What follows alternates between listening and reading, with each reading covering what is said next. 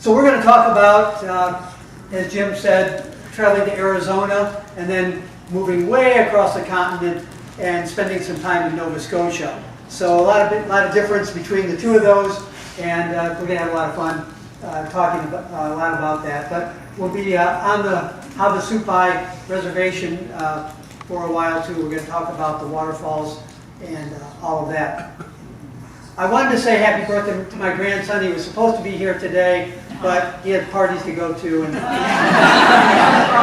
how many of us would like to be 13 again? Me too. He's a good kid.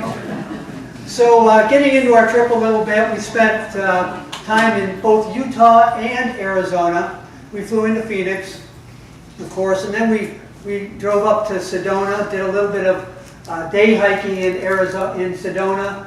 We did some overnight in the Grand Staircase of the Escalante National Monument.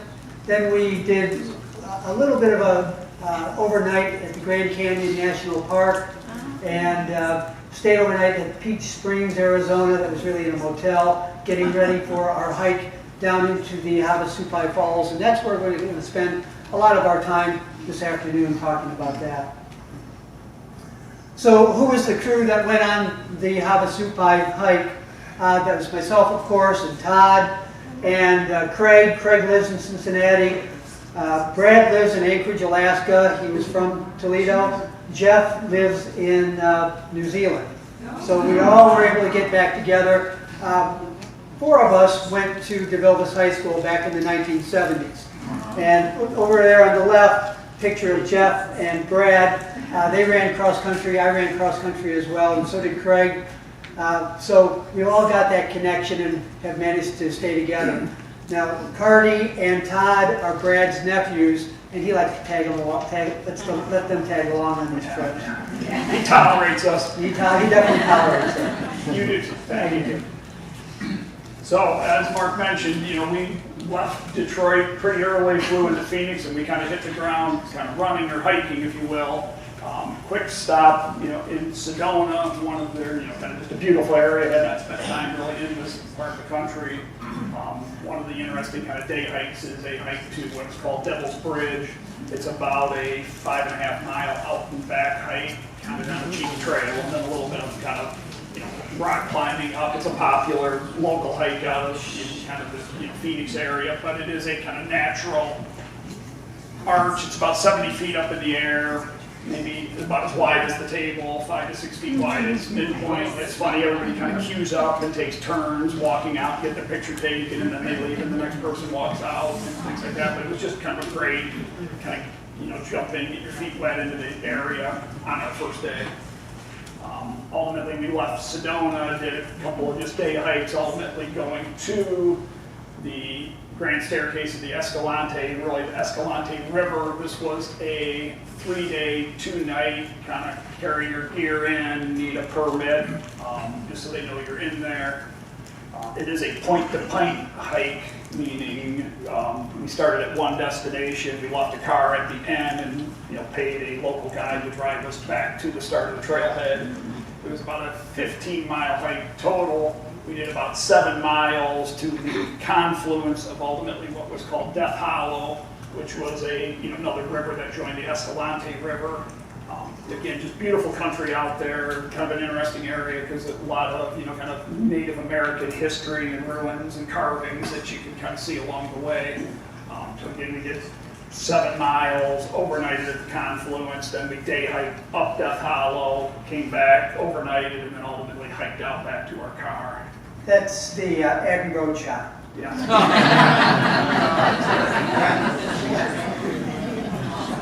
So this was just kind of a long day one going down in. This was kind of a large natural, almost I want to say cave-like, but it had some kind of important history within the Native Americans. They held kind of ceremonies here. There were carvings and some pictographs on the walls in here. But again, just a really interesting area that right in the middle of kind of this mid-hike. You're seeing the area. Obviously, it's very arid, kind of going in. We had beautiful weather. Could have been more pretty, but still a lot of vegetation because it is down kind of a river. The first day. It was pretty much dry the whole way down until we got to the confluence, and then kind of water from there on down in. So again, you can see a deep canyon. We did a lot of water walking. I think this was up Death Hollow, which is, again, after we overnighted, we went up kind of this little side canyon. I think we did 5 miles, about 2.5 or 3 miles up, 2.5, 3 miles back. It was pretty much water walking, generally ankle deep. Started out a little cold in the morning. It was October, but then ultimately warmed up beautiful in the day. You can see we're really kind of in just river shoes, day hiking, so no large backpacks. This is just kind of a video that you'll see just kind of how beautiful it was.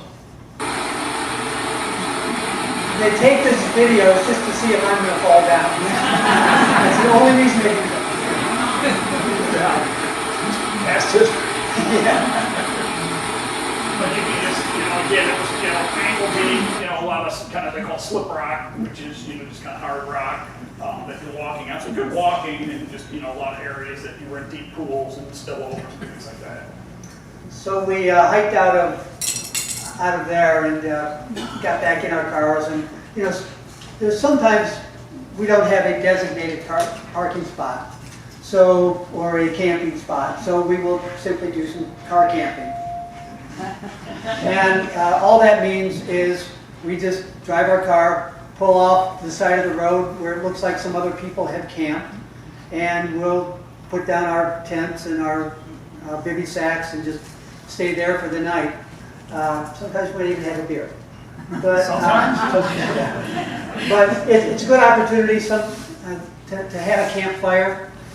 Sometimes where the places we're in, we're not able to have a campfire. The regulations just say you can't have a campfire. But usually when you're car camping, it's okay to do something like that. And when you're way out in the middle of nowhere, you're going to see things like this. And and that was just taken with a cell phone. So you see the Milky Way, you see some beautiful stuff out there, so far away from any type of lights. After we got done with that hike this was just a very, very short day hike that we did, aptly called Yellow Rock, because that's what it is. Yellow Rock. And just a great little geologic formation. If anyone has ever been to the Wave in Utah, which I've never been to, but they say it's beautiful, this is sort of like a poor man's Wave. Only because you don't have to get a reservation to hike in. It's a very, very short hike, about 4 miles, maybe round trip, but just beautiful sandstone, very smooth, easy walk up, just a great sight to see. Yeah, it was a perfect day. And it was a perfect day to hike. I could put a million pictures up here of the Grand Canyon, and not a single one of them is going to do justice to the Grand Canyon. But we were there. We did an overnight in the Grand Canyon. We walked along the south rim, and one of the highlights of that area, the man-made highlights, is the Desert Tower, Desert View Watchtower. This was built in 1932. Mary Coulter was a famous architect. From what I understand, she selected every stone that went into the building of this watchtower. It gives great views over the Grand Canyon, probably about 4 stories high. And inside there are a lot of Native American drawings, paintings. It's just really a highlight of the rim there.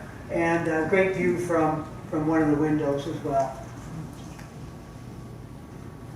Okay, so now to the highlight of our talk is hike to Havasupai. Havasupai is on the Supai Reservation. We tried for 4 years to get to Supai. We made reservations. Basically, in February 1st, they put reservations starting at 10 o'clock.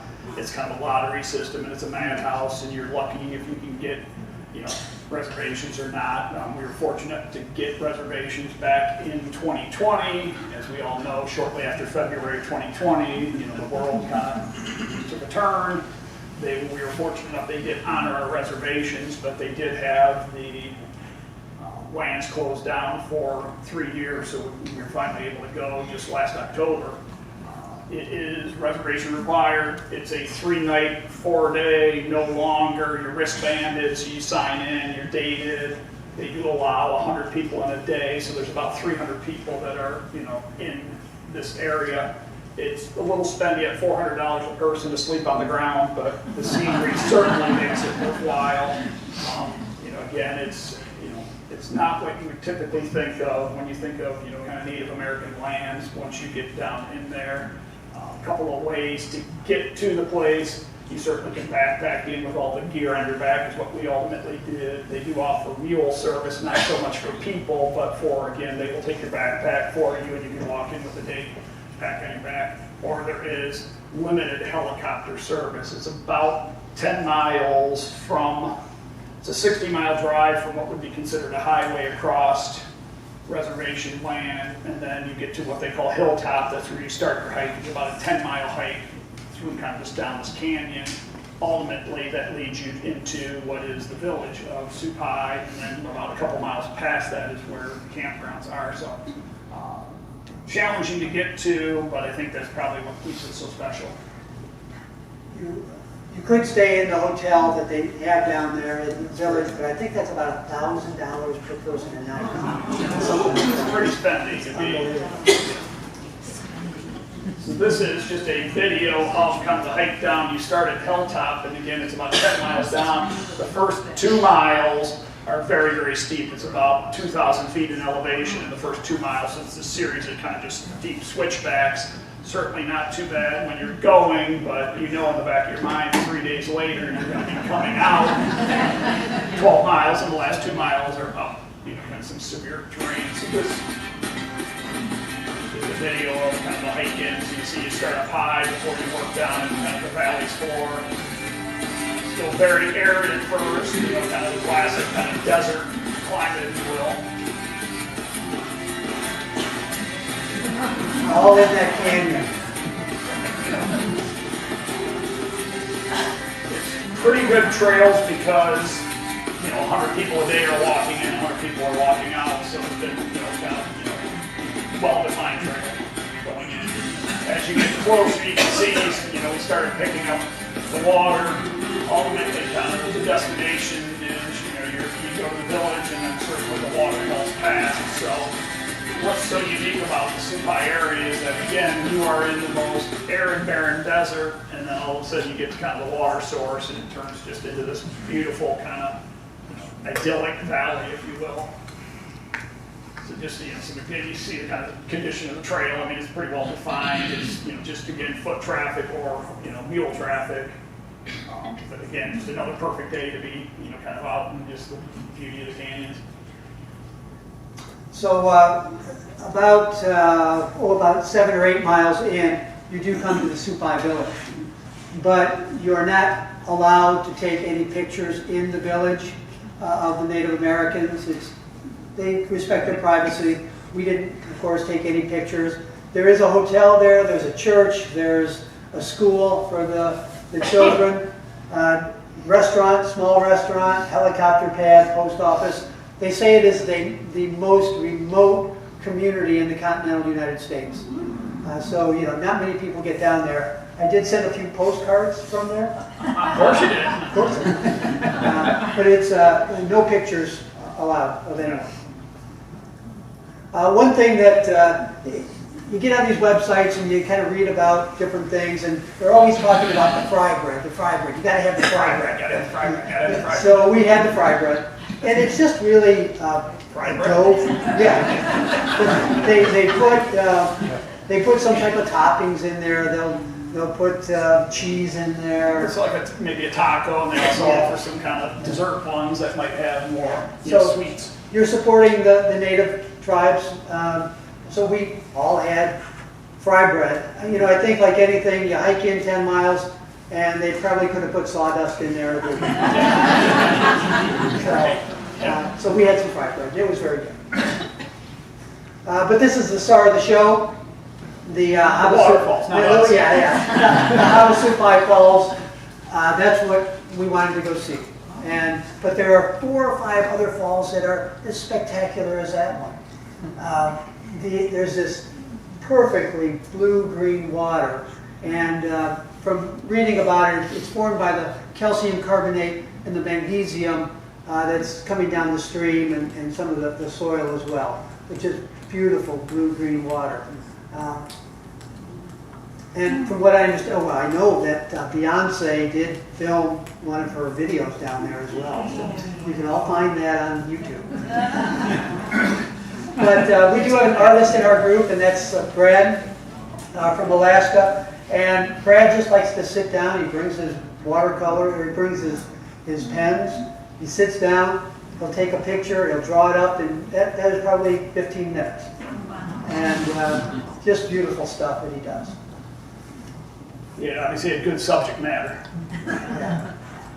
So this just to get you an idea is, okay, you're into this valley, you're down there with, in theory, 300 other people.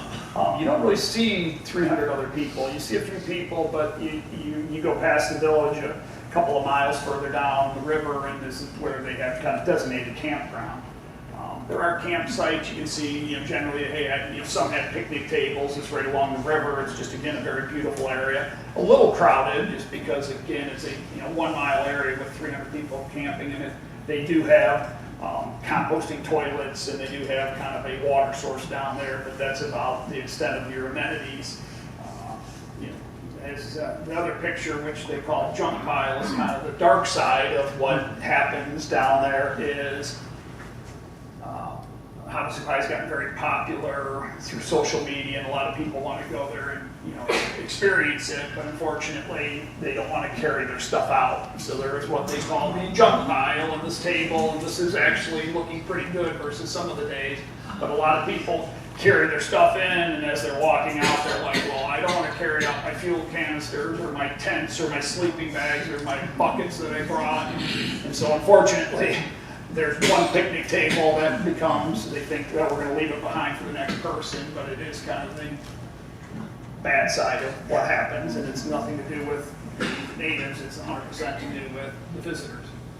So one of the other big areas down there is an area called Maumee Falls, and Maumee Falls is what, this really is known because it is a very inaccessible area to get to. You can see what the rock conditions are, and some of the land here is certainly not the smooth trail like we did to get down to Havasupai. It's kind of rough, all this volcanic rock. It's very rugged. Well, Maumee Falls is a 250-foot waterfall, and in order to get down to Maumee Falls, it's a 250-foot descent down the side of a cliff, basically.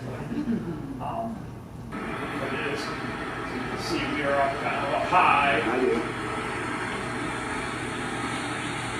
See the blue water and the blue and the white waterfalls, and just, again, kind of hard to imagine that this was, in the middle of the desert that we had hiked through. You can see people up top just for kind of scale of how tall that is.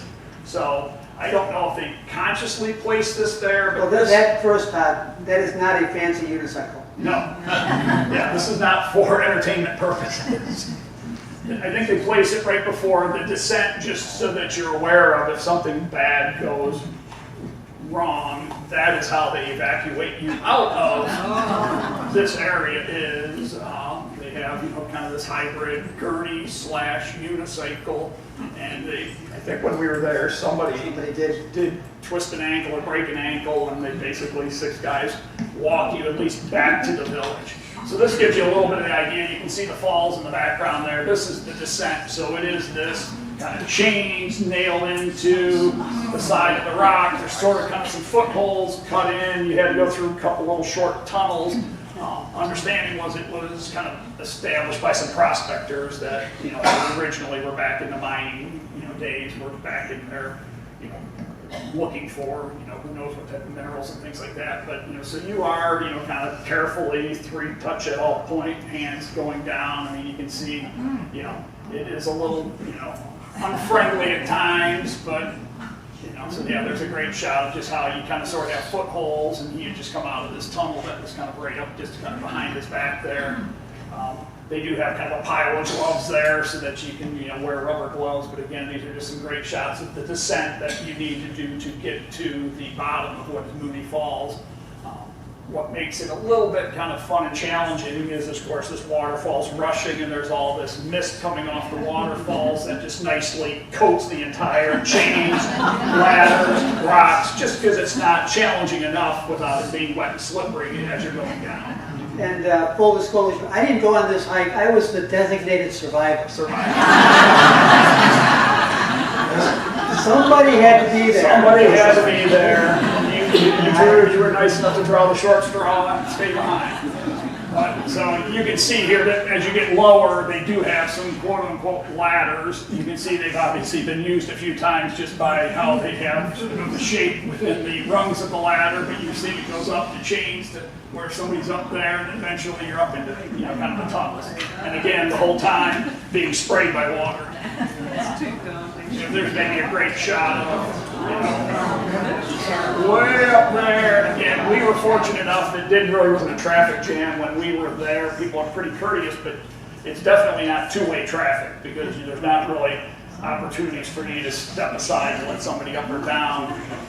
You kind of wait at the bottom and hope for the best that you can get up quick before somebody comes down. There are kind of, I would say, viewing areas at the top where honestly a lot of people just sit and take in kind of the spectacle. I did that. Yeah.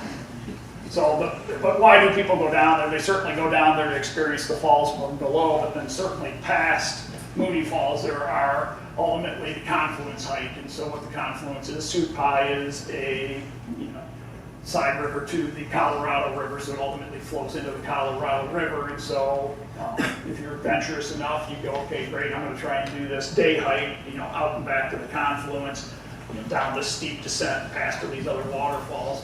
But there's also some other amazing lower falls. In this case, this was Beaver Falls, which you can see is a very different feel and much more cascading, low, areas. There's crazy Uncle Brad waddling around in there. Just a real fun area to be in. You can see it was not too high. Nobody else in there. Honestly, the two of us that had, kind of this whole, it was kind of like pools that then spilled into other areas and things like that. I mean, so very different than just what was up higher, but against like the blue, the white water, the color the green. I can't remember what that said, Mark. I think that just said to Beaver Falls. That's kind of how their signage is, so it's not marked real well. You spend a lot of time up above kind of the river, looking down into the falls. Kind of heading to the confluence, you go through these meadow areas and then into rock areas. I think we crossed the river 10 or 12 times to get down, and then certainly some fun wildlife that just kind of hangs out and is happy to see you, but could care that you're there. Pretty domesticated. But this is the type of stuff as you get down and all of a sudden you go, okay, and they probably, they hit Lowe's or Home Depot, and this is what they did to kind of get you up and okay, but they were nice enough just to tie it with a rope at the top to make sure that, it's safe to use. But ultimately, you get down to what is the confluence, and what's interesting about the confluence is you get the blue water coming into kind of the brown-green water, so it's this sort of starts to kind of mix between the two rivers, and it kind of holds its color for a while, and eventually certainly fully dissipates. The rafts you see are people that were on a raft trip down the Colorado River. They stop at the Supai River and let them kind of day hike up. You're able to go about a mile up the river before you hit reservation land, and it's kind of like, hey, don't go any farther. So ironically enough, we included this picture of Brad. Is that you? We're walking to the confluence. You have to imagine we drove 60 miles off the highway, hiked in at this point, probably 15 to 20 miles, and somebody as we're walking down goes, Brad Ritchie? And I was like, you have got to be kidding me. There's no way that Uncle Brad from Alaska runs into a guy from Alaska that was on a raft walking up the river that we're walking down, and sure as heck it was somebody that he worked with back in 1990. Remembered him in the middle of nowhere. So this was just kind of a recap on one of the little health apps of what that day was. And so that day ended up from when we started at our campgrounds and returned to our campgrounds was, over 38,000 steps, 14.7 miles. I'm not even sure resting energy what that means, but it was 99 floors down and back up. Yeah, So amazing type. we slept well that night. Yeah. But you know, just like we're going to experience here on April 8th, we were able to experience an eclipse out there. It was kind of a partial eclipse, but just you know, a great experience, and we're going to get the chance to see it here. And hopefully it will be as sunny. So again, our last day before we hiked out, we went back upriver, if you will, closer to the village, and they have two other areas called Navajo Falls and 50-foot Falls, and it is again just another complete different waterfall that just doesn't even seem real. These are, you know, you can wade out these areas, and you can see where like the old falls were. It's all kind of this crustified. And so we were able to, you know, kind of get up close and personal. The water stays about 70 degrees year round, and that, you know, where it starts. So it stays pretty temperate in the valley, and certainly is enjoyable to be in the water without feeling like you're going to get hypothermia. So Todd mentioned that, you know, we got the opportunity to hike down 2.5 miles, but there's 2.5 miles of switchbacks coming back up. And most people are prepared. They bring water. Some people leave as early as 3 o'clock in the morning if it's going to be warm. They want to get out before the heat. We left at about 7 o'clock, 8 o'clock or We're so. also in October. Yeah, and it was October. It wasn't that hot. So it's pretty hot. So we hiked up the 2.5 miles. There were some young ladies that apparently did not prepare very well. They'd run out of water. They were going very, very slow. They were dehydrated. We had plenty of water. We were able to give some to them, but you got to be prepared. And it was 10 miles before the 2 miles. So you'd walk from your campsite 10 miles to be able to start your climb up. And so it was about 5.5 hour a day hiking out. So we're just about to get to the top, and we're at the top, and we are finished with that.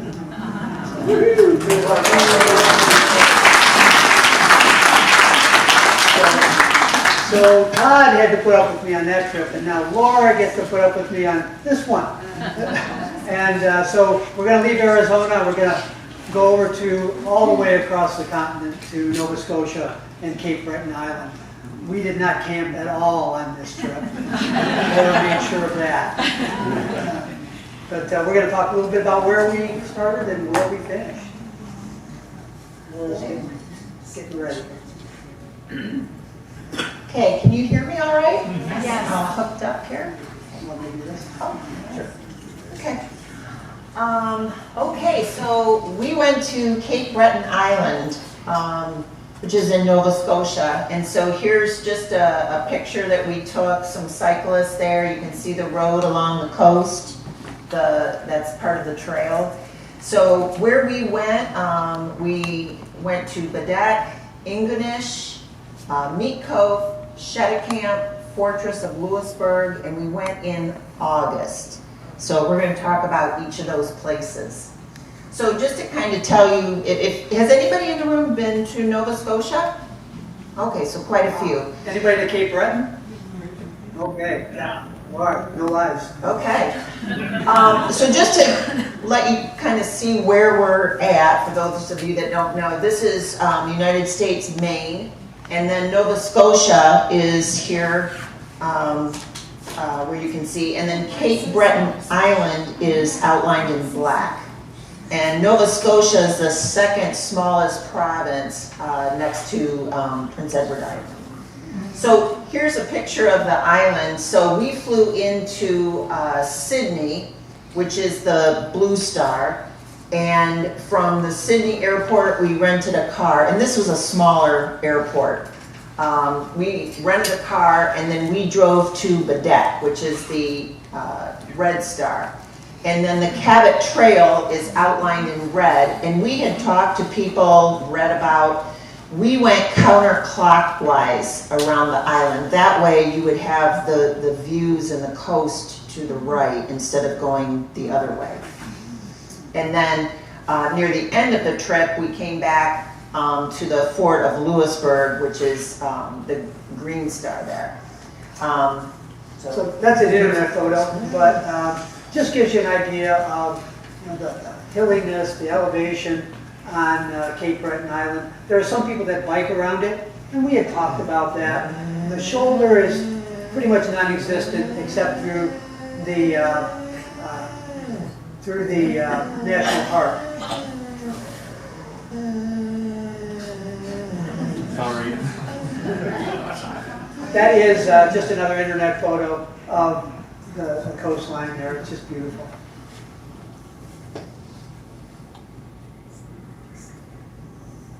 Okay, so our first stop was in Bedeck, and this is Lake Bredor.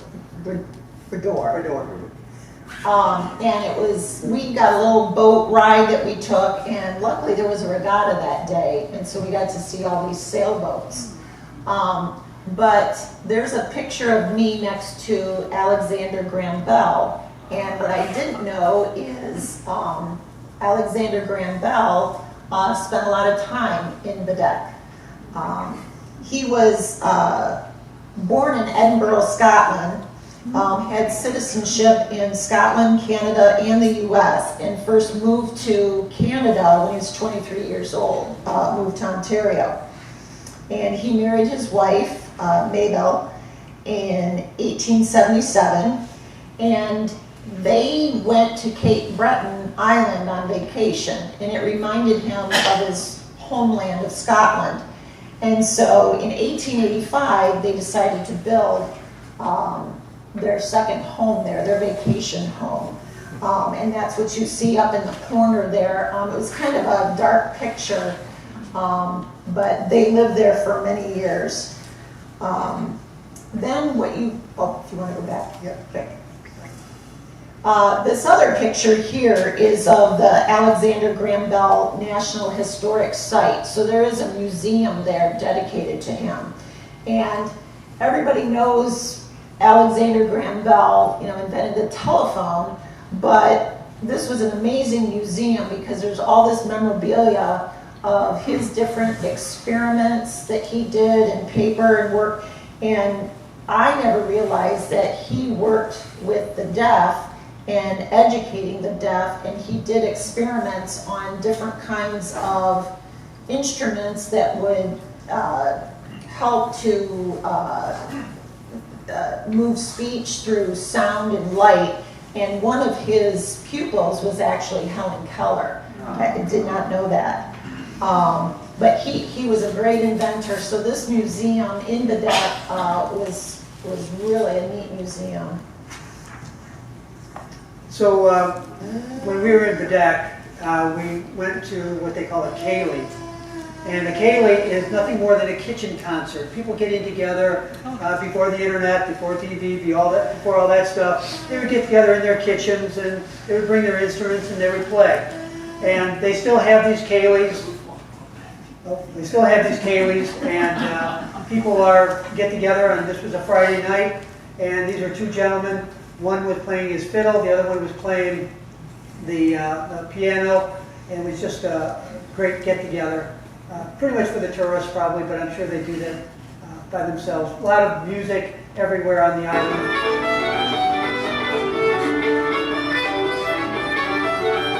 A lot of Scottish influence in this part of the island. A lot of Gaelic speakers.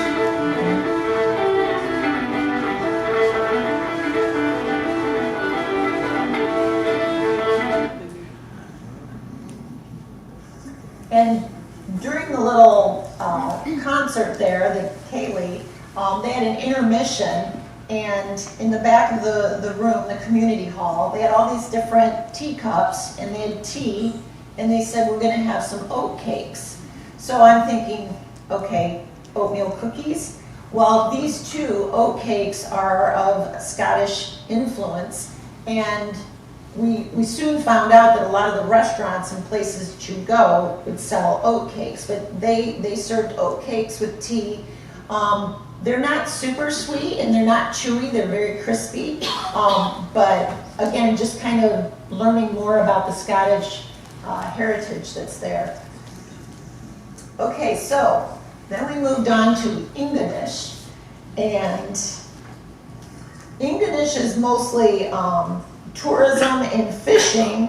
It's also where the Cape Breton Highlands National Park is and the Celtic Lodge. We're going to talk about that. But these are just the views there. It's very beautiful. And if you've been to Scotland, it does remind you a lot of Scotland. Here's some more pictures. Very rocky with the water right there on the coast. Here's when we first got there, a little beach, and again, it's rocky. And here's the picture of the Celtic Lodge that's in the background. You can see it there. And so a little bit about the Celtic Lodge. Let me get to my notes here. This was originally an American industrialist, and I can't remember his name, but it was built as a summer home in 1904, and he was introduced to Cape Breton by Alexander Graham Bell. They were friends. So when the Cabot Trail was finished and opened up in the 1930s, the wife of the woman that they originally built the home, she sold the land to Nova Scotia, and then they decided to build this lodge kind of in the same design as what the original home was. And then I wanted to talk a little bit about the red chairs.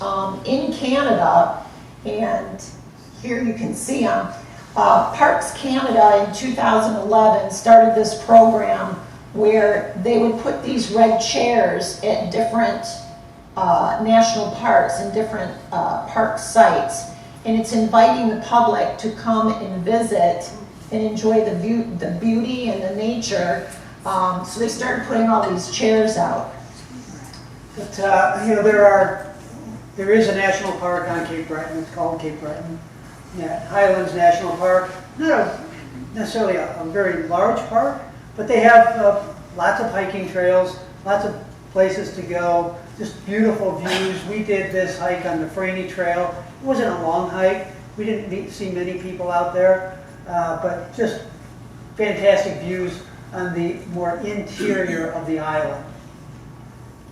This was the most popular hike on in the national park is the Skyline Trail. We had gone there in the afternoon. The parking lot was full.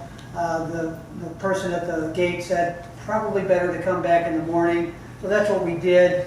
It was a little bit foggy in the morning. Not a difficult hike, but again, some great views. You can see over Laura's shoulder a shot of the Cabot Trail itself. But a lot of people go out there and very popular.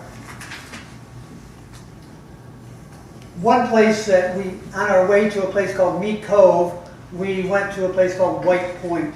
And White Point it's about a 2.5 mile, 3 mile hike out. But there is a grave out there to the unknown sailor. And the unknown sailor is really a sailor that washed up on shore, and they buried him along with probably a half a dozen or more other sailors that are out there. It's just a kind of a lonely, quiet place that we had a chance to walk out to. But you know, when you go out to these places, you hear little stories about different people and different things. And this Mr. Dixon, he was born in 1926. He died in 2011. What he would like to do is he would go out there and he would tend the grave of the unknown sailor.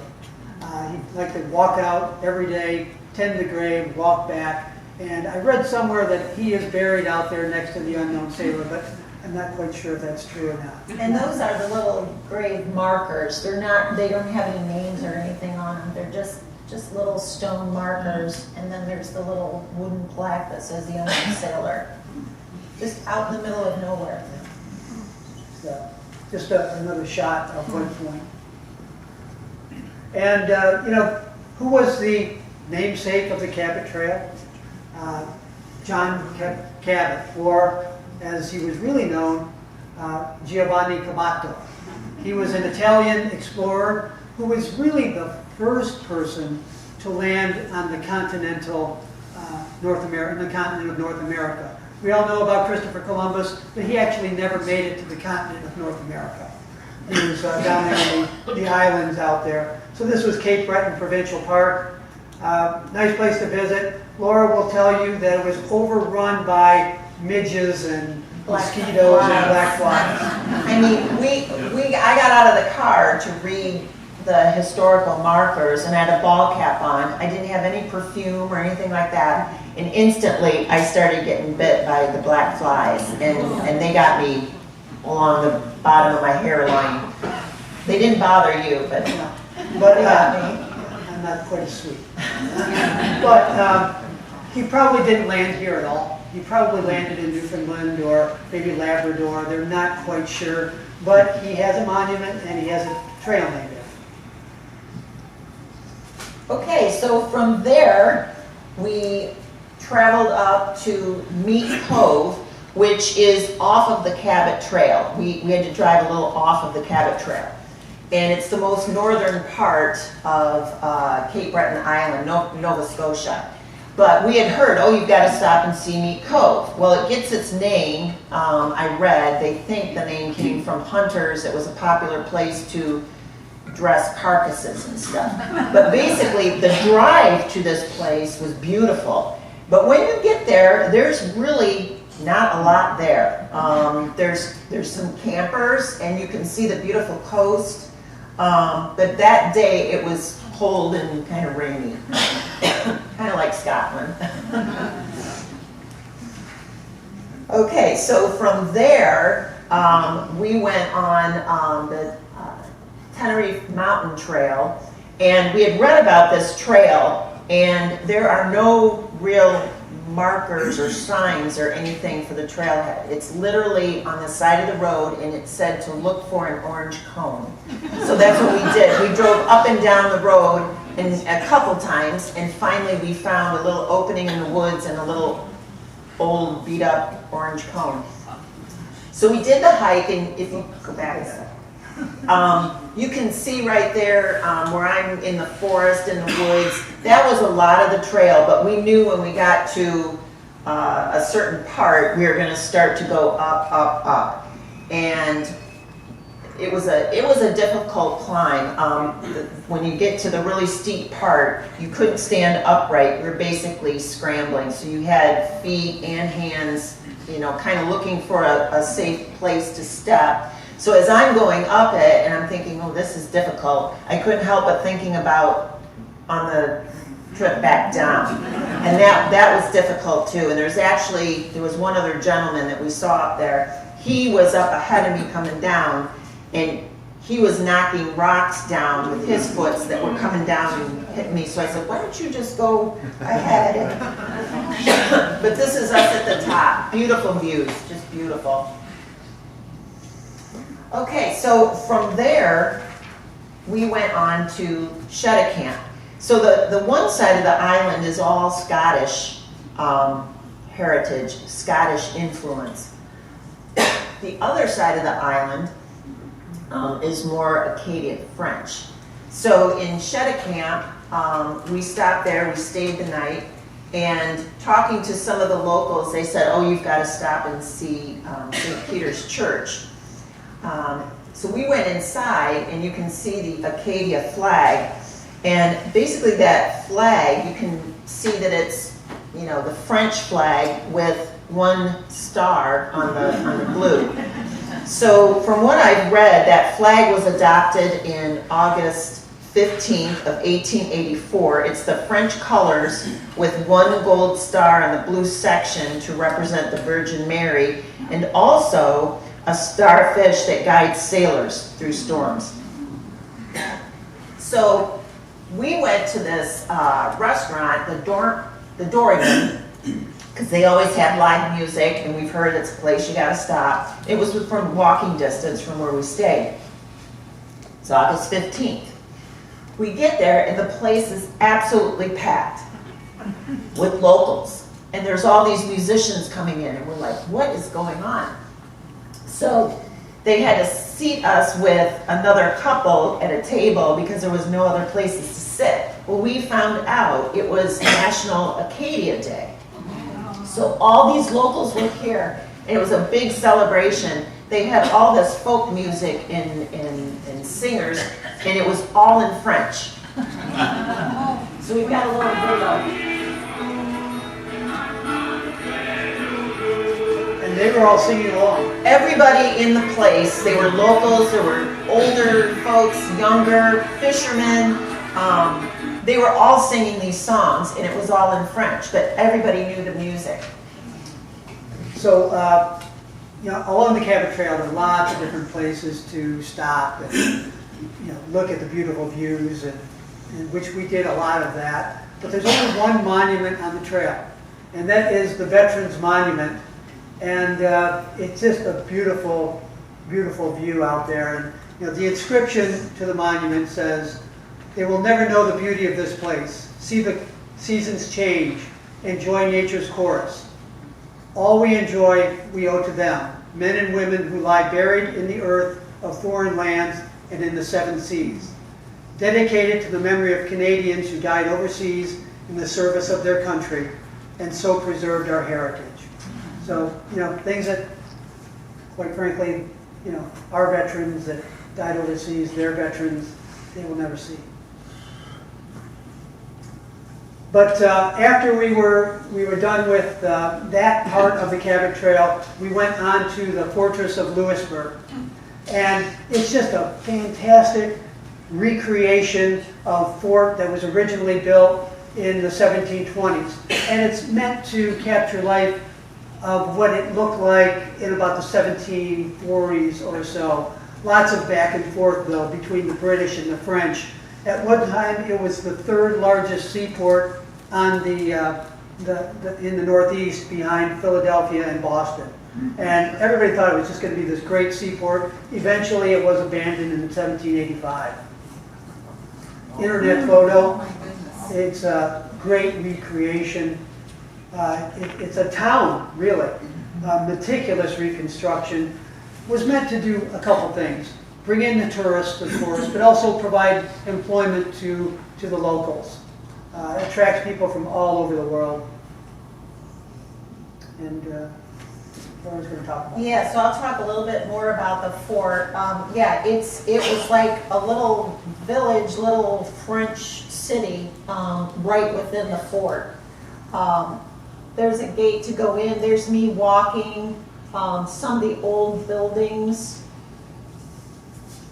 And if you go to the next slide, so people are dressed in costume and they're talking like they're in the 1740s. So they're asking, you know, what ship did you come on? How did you get here?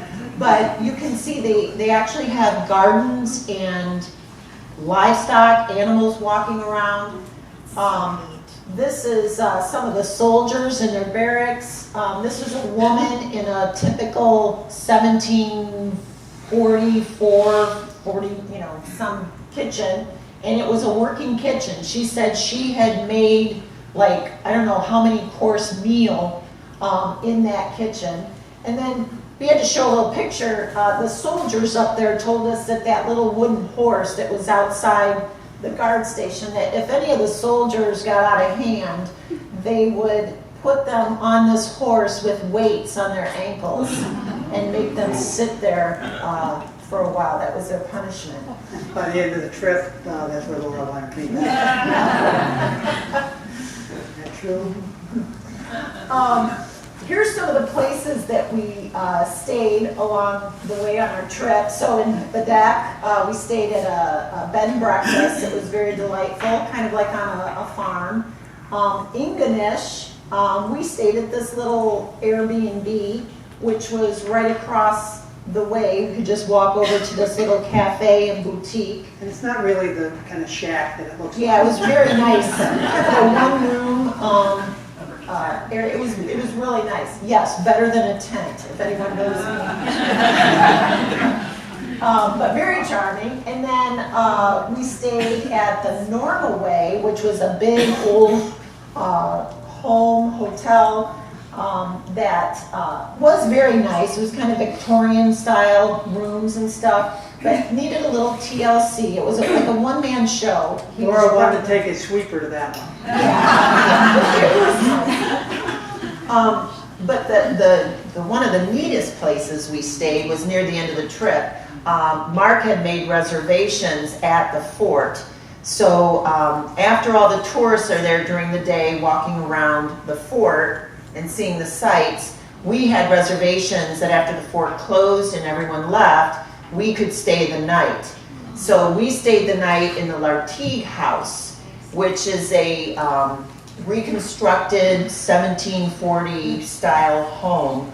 And it would have been the home of was somebody who was fairly wealthy to be living in a home like that, and they raised their 12 children. But no electricity. It's decorated as it would have been in the 1740s.